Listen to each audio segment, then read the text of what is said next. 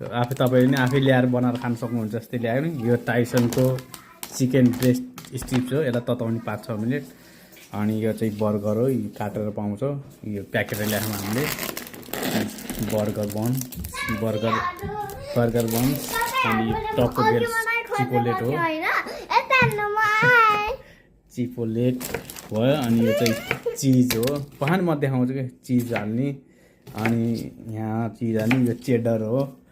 यहाँ काटेको स्लाइस खुर्सानीको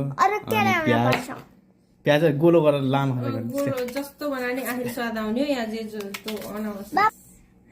किनकि यहाँ बेला गोलो बनाउन मिल्दैन बाबा मलाई यो हारा तपाईहरुले अघि मलाई खोज्नु भएको छैन देख्ने भयो हाम्रो घर हात धोए साबा पालिले अब सुती टाइम हुन्छ अनि बगर भोक लाग्छ यस्तो हुँदो रहेछ साथीहरू यता मासु यो म यहाँ छु यता छु मेरो मम्मीले चाहिँ के काट्दै हो भन्दा देख्नुभयो यो देखाऊ मासु देखाऊ यी मासु मासुलाई पहिला 5 मिनेट तताउनु अनि यो हाम्रो ओभन है उता जानु त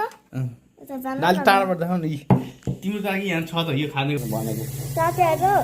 यो मिठो हुन्छ यो मिठो हुन्छ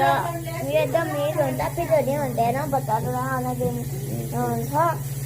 यो खोल्ने के भन्दा यो हुन्छ के यस्तो हुन्छ यस्तो अनि यसलाई तल गरेपछि अनि अथाउने अनि आउँछ देख्नुभयो यो मिठो नै हुन्छ बच्चाहरुलाई धेरै नै हुन्छ हजुर यो चिज हो देख्नुभयो होइन यो यस्तो खाले चिज हो के फरक